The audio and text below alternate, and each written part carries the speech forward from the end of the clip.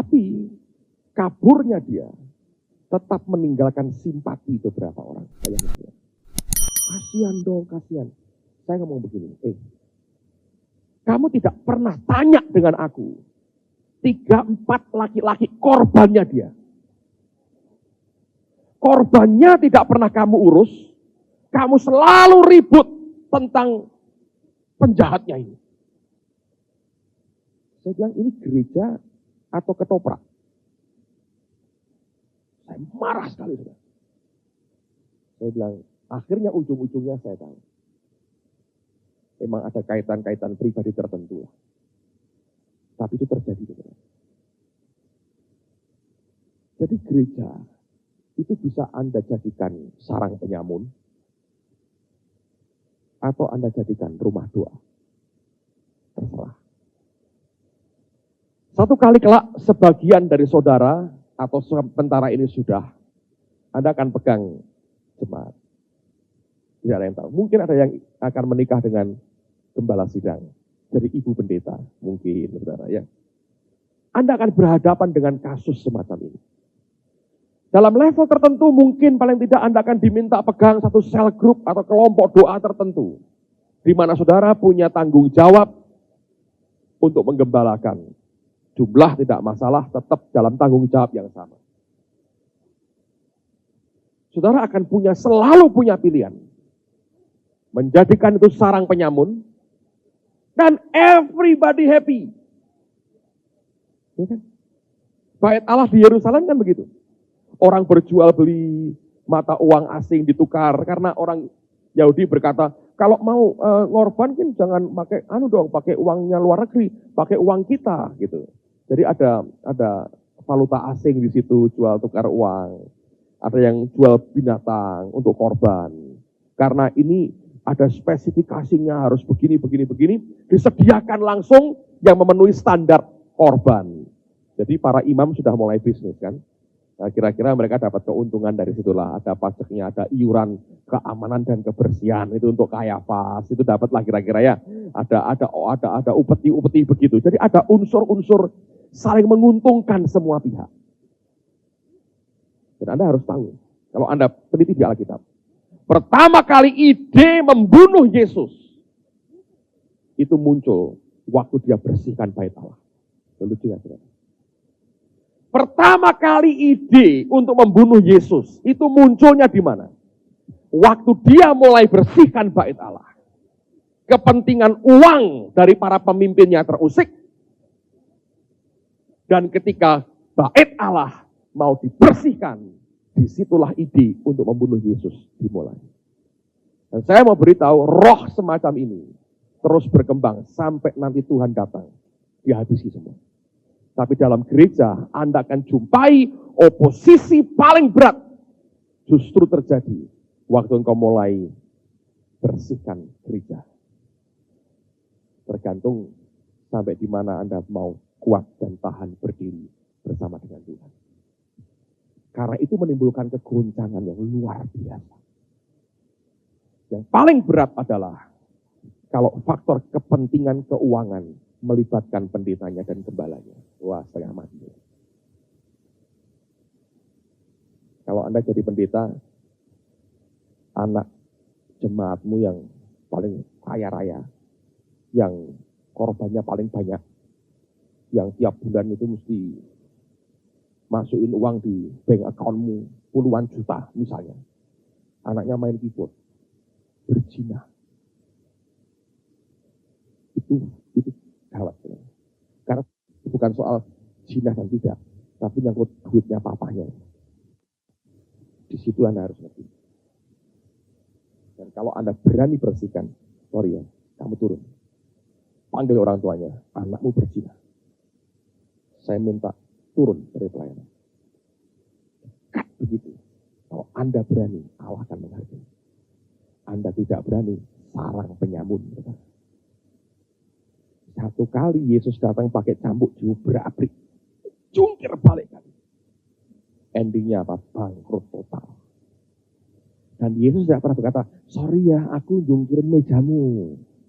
Sorry ya, ini burung-burungnya tak lepasin. Tuhan bukan sedang pembukaan apa-apa untuk melepas burung merpati. Bukan pesta pembukaan apapun, saudara. Dia jungkir balikkan, dia marah. Dan dia berkata, engkau jadikan rumah Bapakku sarang penyamun.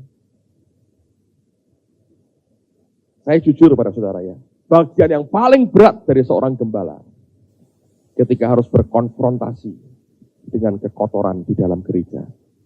Padahal makin lama makin banyak kasusnya. Ini wakil saya di gereja sudah berkata, Pak, lama-lama kita toleran juga ya Pak ya, kalau caranya begini. Oh, tapi saya bilang gak ada pilihan lain. Bagian yang paling berat dari seorang pemimpin adalah cleaning up, bersihin. Paling berat. Makanya kita mesti ngomong kebenaran apa adanya, sampaikan. Ngomong apa adanya. Dan selalu ada risiko yang kita harus berani tanggung. Kalau kita banci, saudara, secara rohani, dan tidak berani bertindak dengan tegas, saudara akan rugi besar. Saya nggak yakin ada pendeta yang senang tuh. Lihat remajanya, Pak, kami lagi hamil semua. Padahal belum kawin udah hamil semua, bayangin. Banggakah dia? Saya nggak yakin. Anda boleh kasih uang 2 miliar sama dia, saudara.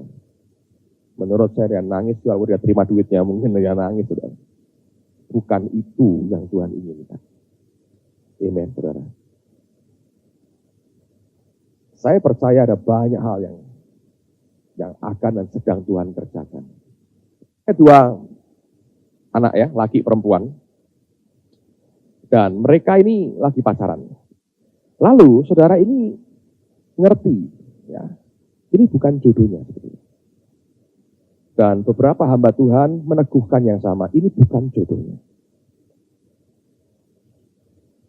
Pertanyaan saya, kalau Anda sebagai gembalanya, Anda biarkan tidak itu terjadi terus, pacaran terus. Dan ujungnya, Anda berkati tidak berkaitan dengan mereka. Mereka nggak zina loh, hanya ya pacaran, megang pun tidak berani, tapi pacaran, pergi berdua dan tetap mau kawin. Anda ngerti ini bukan jodoh dari Tuhan. Dan keluarga mereka belum kenal Tuhan. Jadi kalau Anda berkata, Tuhan berkata tidak, itu mereka nggak ngerti, saudara. Ya. Nah Anda sebagai gembala, Anda berkati nggak?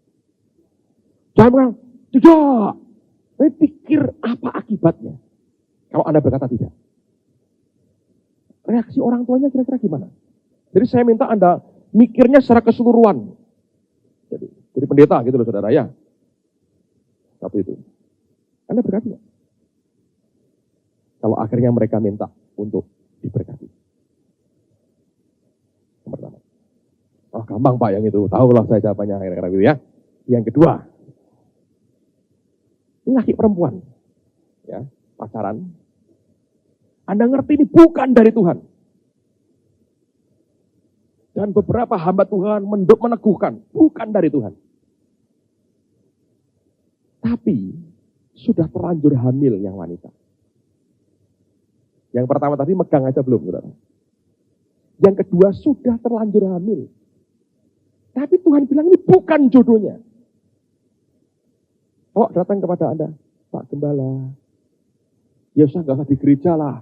Ditumpangi tangan Pak ya, kami disahkan sebagai suami istri.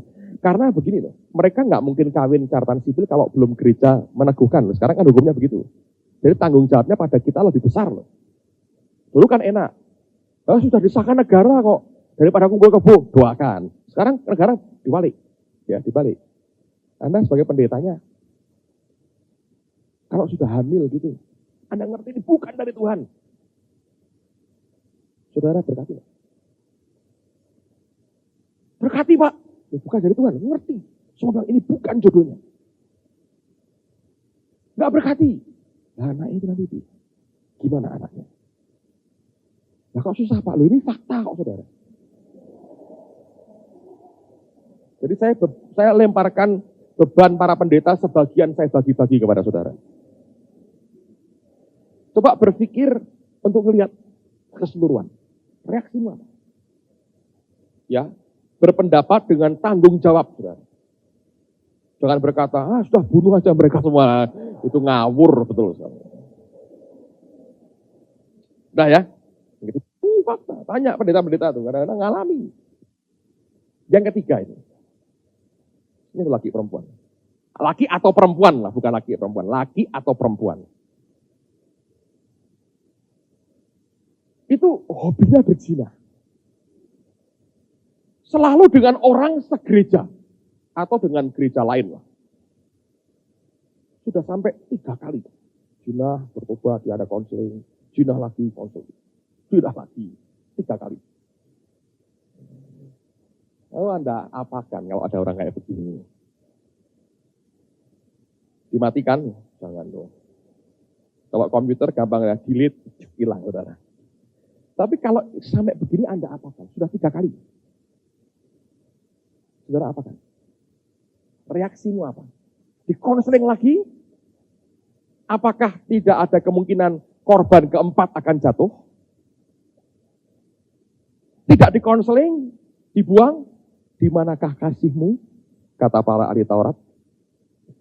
Jadi yang Anda mau apain? Mudah-mudahan jangan ada yang bilang, ya saya kayak gitu Pak. Oh jangan saudara ya. Tunjukkan kepada saudara bahwa untuk menjadi seorang pemimpin itu tanggung jawabnya yang tidak mudah. Anak orang hanya berpikir tentang fasilitas yang dimiliki oleh si gembala. Tetapi sebetulnya bukan itunya. Tapi tanggung jawabnya ketika dia harus berhadapan dengan beberapa kasus yang melibatkan akan aspek sosial dari orang-orang sekitar kita. Saya beri contoh, katakanlah kasus kedua yang lebih berat ya. Yang kedua pun, itu juga sebetulnya tidak sederhana itu. Anda berkata, oh nggak usah diberkati. Jadi ini anak, Anda biarkan jadi anak haram. Lalu, orang tuanya gimana? Yang laki berkata, ya tapi saya mau tanggung jawab. Pak sudah punya cucu di perut sekarang, saudara ya. Saudara bilang, tidak. Gereja bilang tidak bisa. Ya, tapi ini kan anak saya. Ya biar. Jawaban Anda kan, gereja nanti mengayomi. Ya kalau 1, kok 15. Tapi kalau Anda bilang tidak, katanya pendeta harus takut akan Tuhan. Ini bukan jodohnya. Kalau kawin, rumah tangga berantakan, anak kasihan Pak. Malah kepahitan. Lihat bapaknya kayak begitu. Ya betul juga kan. Ini anak tertolak. Lahir punya bapak kayak begitu. Tidak bertanggung jawab. Daripada begitu ya hidup sendiri. Dengan bimbingan dari gereja. Jadi ada banyak aspek yang Anda bicarakan ya. Minimal ini pembukaan baiklah untuk Anda berpikir dalam posisi sebagai pemimpin. Saya berkata begini. Faktor yang paling kita harus mengerti adalah kalau kita jadi hamba Tuhan dan kita ini bergerak dalam suatu areal di mana ada unsur governmental di dalamnya, ada unsur pemerintah, di mana kita punya posisi sebagai seorang yang harus memberikan keputusan ya dan tidak. Saya berkata di dalamnya ada risiko yang sangat besar yang harus ditanggung. Dan risiko itu ketika dilakukan juga, karena mau tidak mau kita mesti ambil keputusan. Mesti ada satu sisi atau ada pribadi yang jadi korban. Mau tidak mau. Tapi saya mau beritahu saudara, kalau kita lakukan dengan penuh tanggung jawab, sebetulnya korban pertama itu siapa? Diri kita sendiri. Sebetulnya. Sebab begitu Anda memutuskan sesuatu, itu seperti kita ini sedang merobek akan hati kita sendiri. Apapun keputusannya. Kalau Anda berkata, baiklah saya berkati. Saudara tahu bahwa Anda mementingkan aspek sosialnya. Masalah akan diredam dengan baik, kemudian selesai. Tapi engkau jujur dalam hati engkau berkata, ini bukan kehendak Tuhan yang sempurna. Ini tidak membuat Tuhan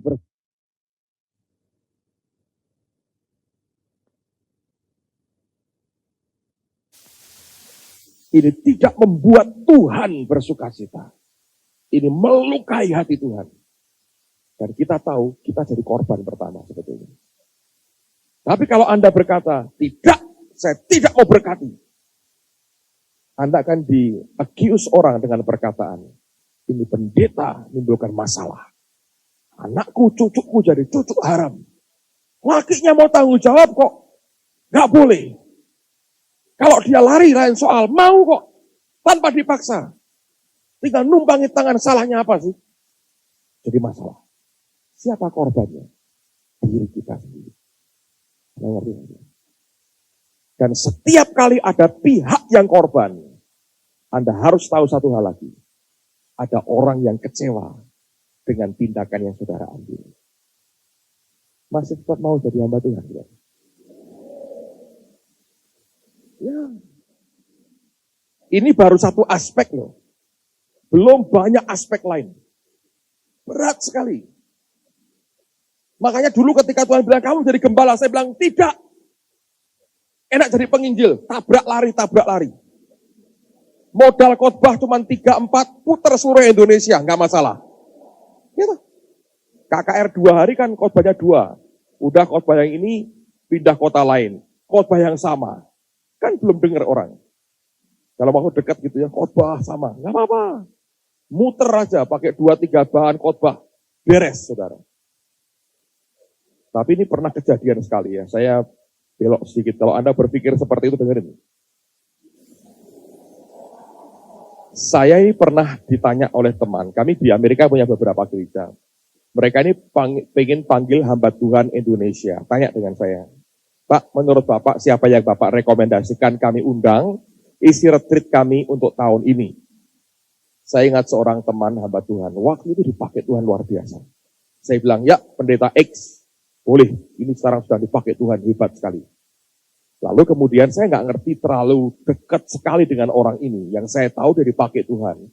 Dan karena temanya cocok, saya pikir, ya inilah yang tepat. Singkat cerita dia berangkat. Dan dia berangkat 2 minggu sebelum retreat dimulai.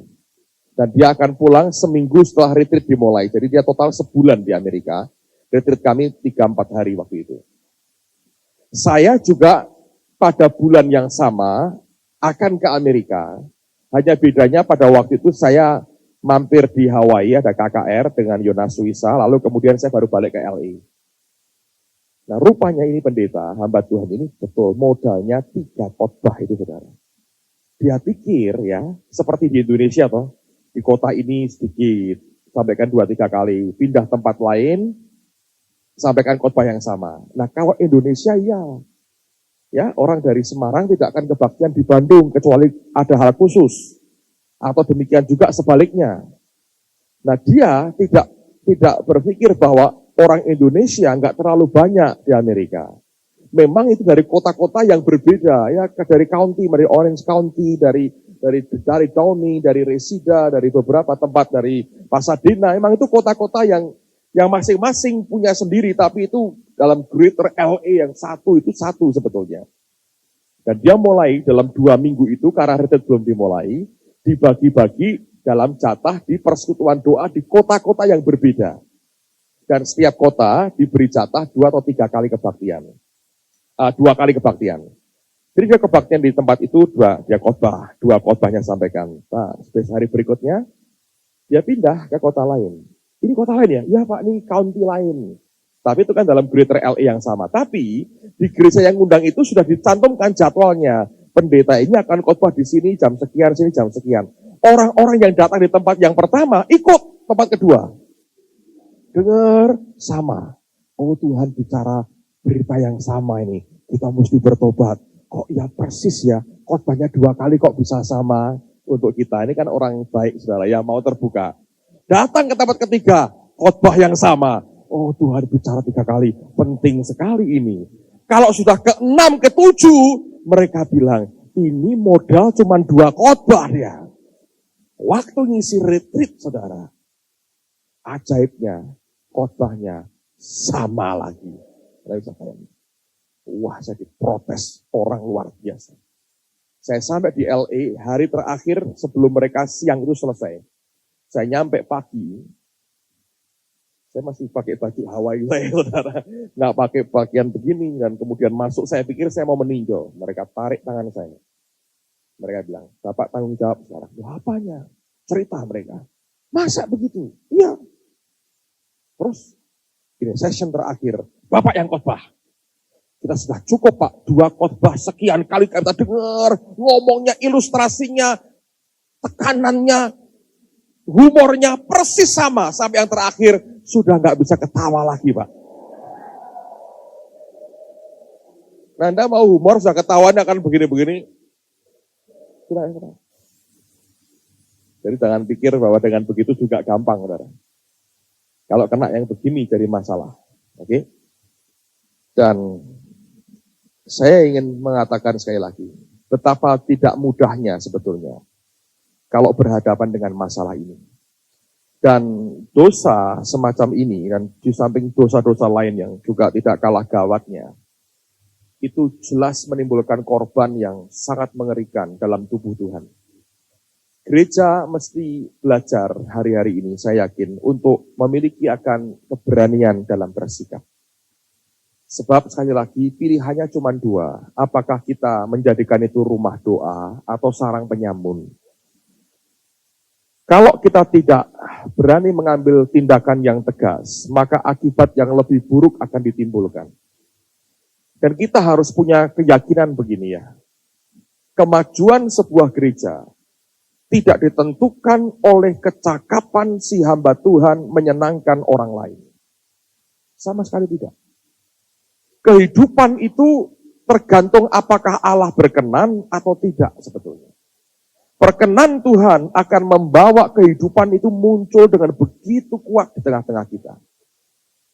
Segala bentuk kompromi yang akhirnya mengorbankan akan perkenan Tuhan akan menimbulkan masalah dalam kehidupan kita. Mungkin sekali 2 kali Anda tidak terlalu merasakan akibatnya. Tapi kalau itu membuat hati Tuhan begitu didukakan, maka akibatnya akan fatal. Tentu jawaban yang paling benar sebetulnya adalah kita tidak bisa dengan gegabah berkata ya dan tidak ya.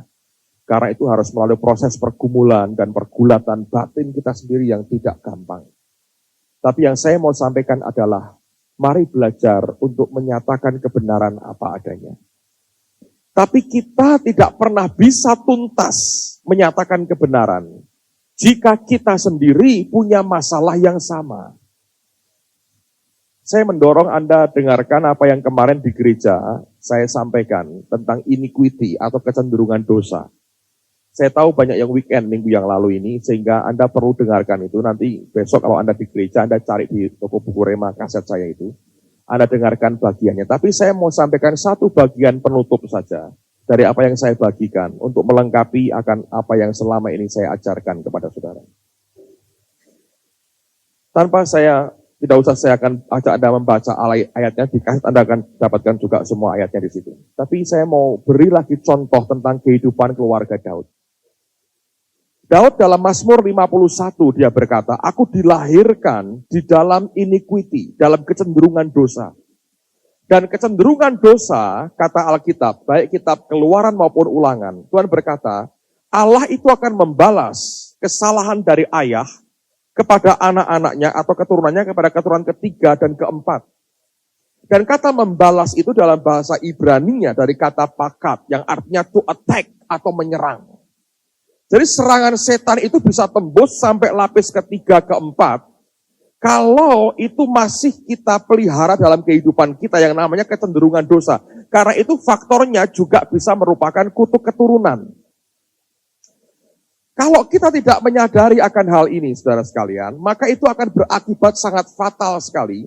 Di mana kalau itu serangan itu turun, maka kita kalau tidak mau menyelesaikan akan iniquity ini, atau kecenderungan dosa ini, maka kalau itu masih mengikat kita, akibatnya kita tidak akan pernah berdaya kalau kita harus berurusan dengan hal yang sama.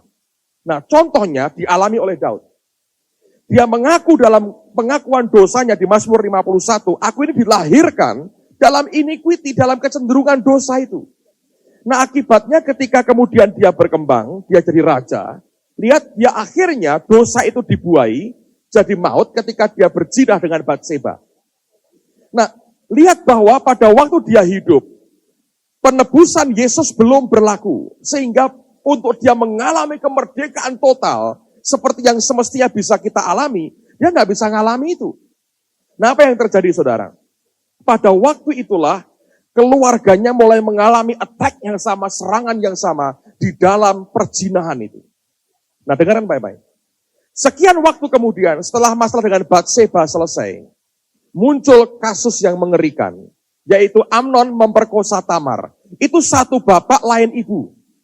Nah, bagaimana cara Amnon mendapatkan Tamar? Dia memanfaatkan ayahnya, yaitu Daud sendiri. Lihat, dia lemah di bidang itu. Sehingga terbutakan matanya, dia nggak bisa sensitif melihat akan hal yang sama. Atau malah ada juga yang sebaliknya. Karena bekas orang kayak begitu, dia peka dengan laki-laki atau perempuan yang punya roh yang kayak begitu. Bisa. Tapi kasusnya Daud, dia begitu dibutakan sehingga ketika Amnon pura-pura sakit, merayu bapaknya, tolong supaya adikku membuatkan roti buat aku dan nyuapin aku. Daud perintahkan Tamar untuk lakukan apa yang diminta Amnon. Dan disitulah perkosaan terjadi. Yang anehnya ketika Daud dengar berita itu, reaksinya cuman Alkitab berkata, maka sangat marahlah Daud, titik. Nggak ada apa-apa lagi. Anda tahu, Absalom tunggu 2 tahun untuk melihat bapaknya bertindak menghukum akan Amnon, tapi tidak pernah dibuat oleh Daud. Kenapa, saudara? Saya yakin begini, setiap kali dia mau hukum Amnon, dia berkata, aku lihat diriku pada anak itu. Ya kan? Perbuatannya dia persis seperti perbuatan anaknya. Dia tidak hukum dirinya sendiri. Tetap jadi raja. Tidak dikucilkan. Dia hanya teriak mengakui dosanya. Tapi di depan rakyatnya tidak ada hukuman apapun yang dia timpakan buat dirinya. Saudara. Waktu dia mau menghukum orang lain, dia tidak punya kekuatan. Sebab itu tuduhan berkata, kamu juga berbuat yang sama. Kelakuanmu tidak beda dengan anakmu. Tidak berdaya.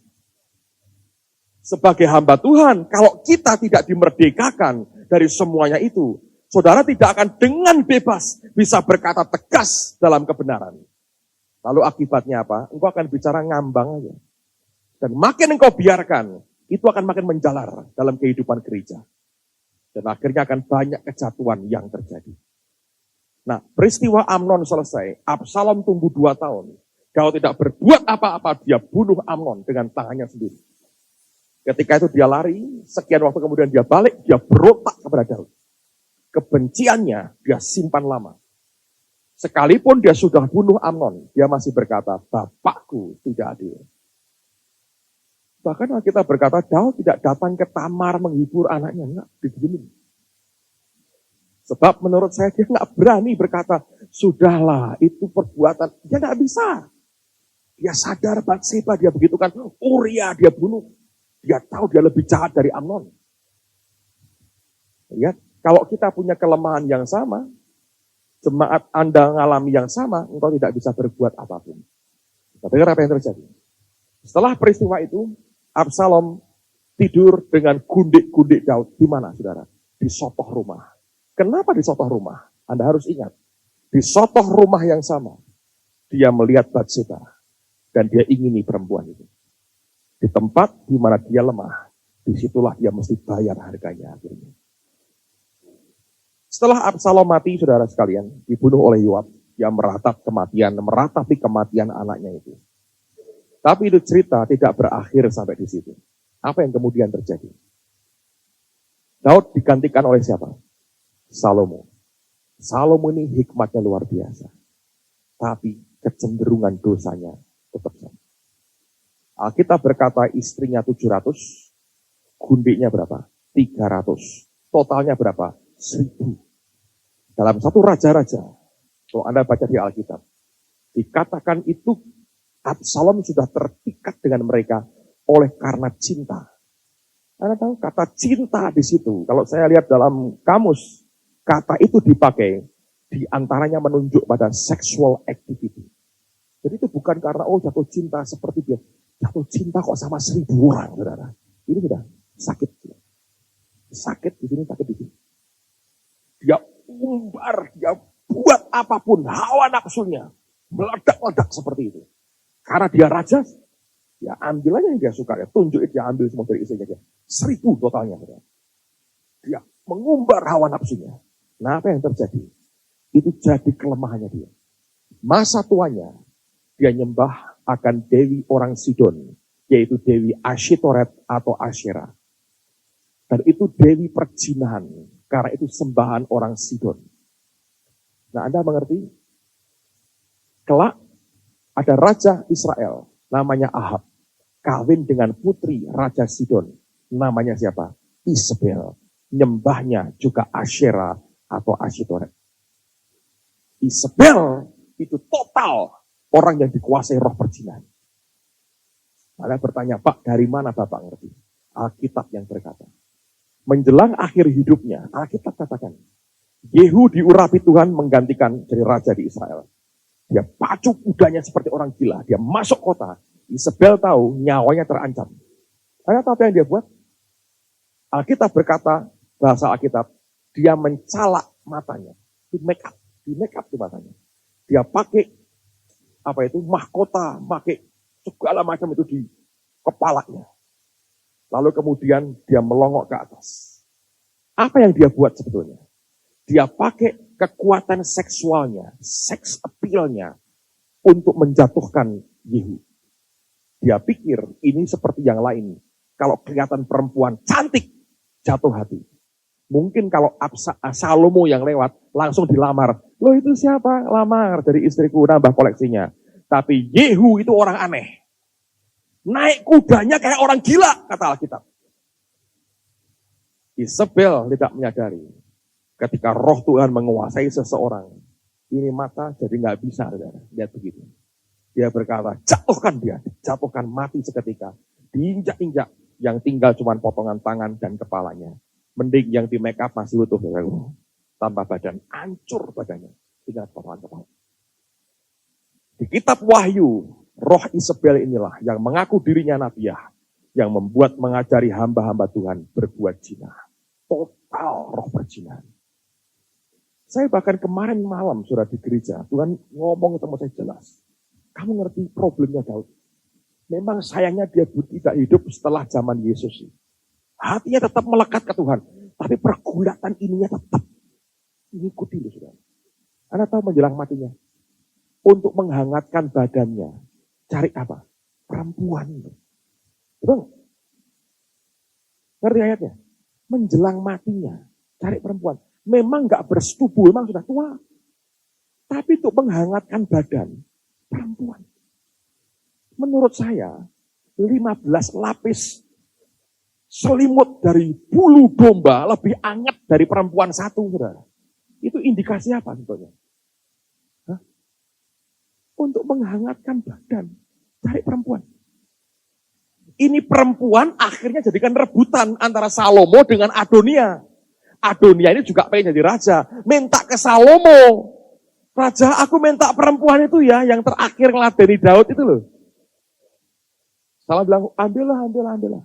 Diam-diam dia bilang, enak aja dia bunuh Adonia. Karena itu bunuh-bunuhan gara-gara begitu. Bayangin.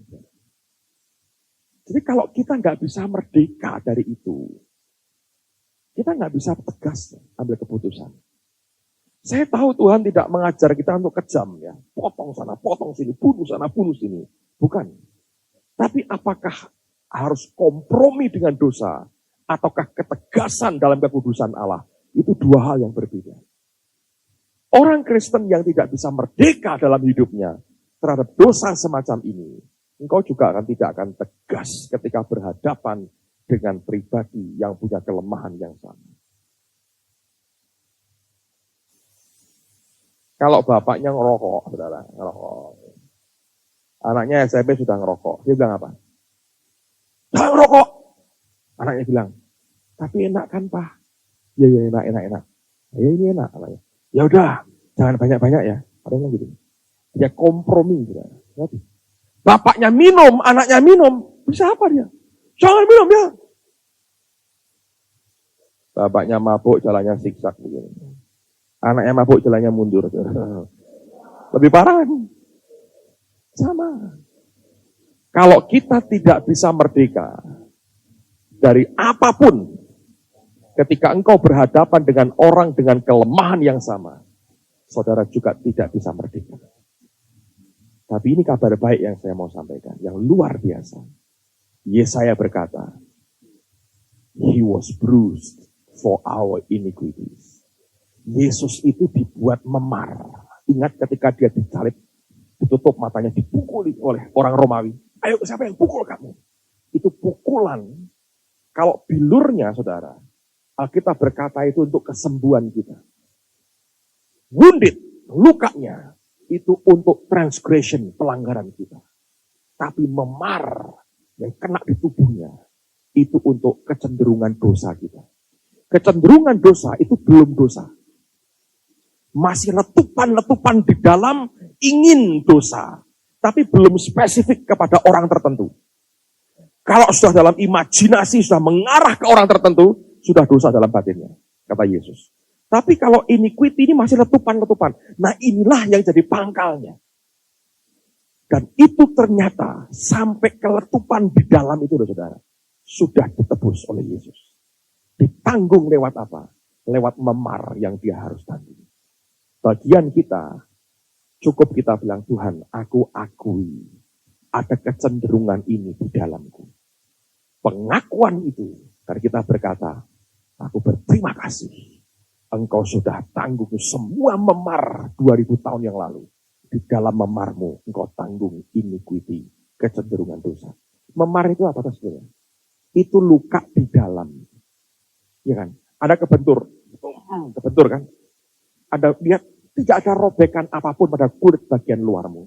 Nggak ada luka, nggak ada darah keluar. Tapi biru. Itu yang luka di mana? Di dalam. Pembuluh darah dalamnya pecah. Di luar engkau pegang kulitmu, masih halus. Nggak ada goretan sama sekali. Tapi di dalam, darah keluar. Di dalam, saudara. Itu memar. Dan memarnya Yesus untuk menanggung kecenderungan dosa kita. Waktu saya belajar soal ini, dan kemudian saya terima bukunya dari A.L. Gill, Daddy Gill, itu Set Free from Iniquity. Waktu saya baca, dia kutip di Yesaya 53. Saya bilang, Tuhan, aku tahu.